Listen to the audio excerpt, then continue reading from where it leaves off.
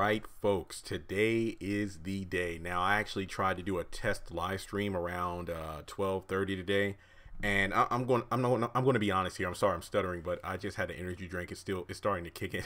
But I honestly think the main reason the channel isn't, at the same rate of growth at the moment is because March, for whatever reason, YouTube notifications have definitely been on the fritz. I mean, it's not uncommon for people to tell me they never get live stream notifications, or 3 days after I post a video, they'll get a notification saying that it's been posted. So that's most likely the issue going on here. I mean, thank goodness it doesn't seem to be anything that I'm doing wrong, like copyright or posting stuff that I shouldn't. So that's YouTube in general. But I still got at least 6 videos to do today before the actual episode airs. Mind you, it is currently like 1:10 p.m. OWN has dropped so many various 10 to 15 second clips on their Instagram stories. I don't know if they're dropping any clips on Facebook or if they're going to post anything on Twitter or anything later on. So for right now, I have 1, 2, 3, 4, 5, 6 videos to do. All right, so just to give you a quick introduction, I'll get started here. But this video is just going to be, and I'm pretty sure I've done this before, but I want to ask the question again. Me and Chandler had a very good discussion about this last night on Instagram. Which show are you more excited for? I even posted a poll, and I believe the Haves and the Have-Nots was in the lead by a very large margin. After I posted it, let me pull up my YouTube real quick here on my iPod, because I'm not going to lie, I'm a bit nervous. I have a tickle in my throat, and I'm like, okay, I hope I'm not getting sick here. But yeah, we have over 400 votes, and 85% say the Haves and the Have-Nots season finale. And If Loving You Is Wrong only has like 15%. But I still think If Loving You Is Wrong is going to do well, not just because the first episode is a follow-up right after the Haves and the Have-Nots, but you have another episode coming on the next day. I think what really, and this is the part of the discussion that really got in depth with Chandler, and it's the fact that which show has to do better. I mean, like, which show is feeling the pressure? For me personally, I think the Haves and the Have-Nots is carrying a lot of pressure due to the fact that, in my opinion, and if you watch my episode reviews and you know how I feel about this, the past 2 episodes I don't think were very good at all. Yes, there were some good moments, like, of course, the emotional Candace Hannah scene. But in terms of, if you remove that, the rest of the episode was not that good. The only other parts I actually like were Vinny, Sandy, and Mitch talking, and of course at the beginning where you had the back and forth banter between Veronica and Catherine, just to see the halves together for after so long. But at the same time, the episode itself was not that good. They dragged out way too many parts, and even the episode before that, the same rules apply, where it's just like, come on, like, what time of the day is it? How long are they going to drag stuff out? So I feel like the finale is going to carry a lot of weight, because you know how critical I can be about stuff, but if it's a good episode, I will praise it, and if it's not, yeah, I will talk about it as well. But in any case, I think that the Haves and the Have-Nots is carrying a lot of weight because we don't know the pacing of the episode. You have to possibly and most likely reveal the lion tattoo, let us know the gun. Like, there's no way you can have a finale and then the gun not go off when you spend all this time with Wyatt finding a gun, loading it up, hiding the gun. He's going to have a falling out with his parents again. The gun had better go off.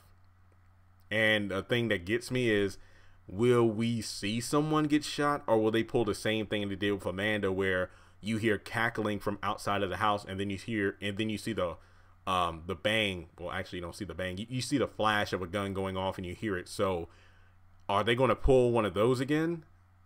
I don't know. We'll have to wait and see. But with If Loving You Is Wrong, I think they have somewhat less pressure. Yes, the show has been gone for over a year. So they have the responsibility of drawing in people once more, because a lot of people said they have quit the show. They don't care anymore. But to be honest, it's a 2-night event. They're probably going to get good ratings. I'm not going to be surprised by that. I feel like If Loving You Is Wrong had better be good, because OWN has pushed it back a couple of times, and they're giving it a 2-night season premiere event. In my opinion, I feel like and this is just me speculating here, maybe episode 1 is not strong enough to carry the responsibility of bringing people back into the show again. So they decided, instead of making us wait a week, let's throw in episode 2 for good measure. And based off how, well those episodes go back to back, we'll actually have a strong enough beginning of the season to get people invested in the show again. Because really, if Loving You Is Wrong does have a responsibility, because with the haves and the have-nots gone off the air, there needs to be a show in there to fill in the gap. Hence why I think The Pains was brought back. Well, yeah, The Pains was brought into existence in 2018. Just my opinion there. But in any case, you got to think about how The Pains, once If Loving You Is Wrong went off in March last year, The Pains was the only other show aside from the haves and the have-nots where it would be on when the haves was on break, and then they would switch places, and now it's canceled. So I feel even though The Pains wasn't a good show, it probably, looking back, it probably was given more flack. And I'm not saying I wasn't a part of that, because it had the responsibility of being the only other Tyler Perry show on the network to be on the air when the haves wasn't. Maybe if Loving You Was Wrong was still on during 2018, The Pains would have received a little less flack from me, but that wouldn't have covered the fact that it wasn't a good show. So there we go with that. So looking down at the exact formula for the night, I think the haves and the have-nots has a job to do, because you have a lot of things to wrap up. I'm not looking for everything to be wrapped up. Remember, this isn't the final episode. It's the season finale, mid-season finale. I don't care. Season 5 finale, season 6 finale. Guys, I really don't care. You know, I've said that before. But I think that this episode does have a lot of responsibility of making sure they leave us on a point where we want to come back in a couple of months to watch it. I don't know when the show's returning. Hopefully they'll show us a preview of what's to come after the episode and give us a return date. I would be very happy if they do that. They did it last March, so I don't doubt they'll do it again. I hope the show comes back soon. Remember last year it was like midway through March, and then we're coming back at the beginning of May 1st. I hope it isn't a situation where it's coming back in July. I'm going to be screwed. It's like, oh my God, no. I mean, I'll still do videos, but I would rather not have to wait that long. But then If Loving You Is Wrong, I don't know how they're going to do it. I don't know if they're going to do episode 1 and then give us a preview of Wednesday night and that's it. Or will they do episode 1 and then here's what to expect this season and then give us a preview for episode 2.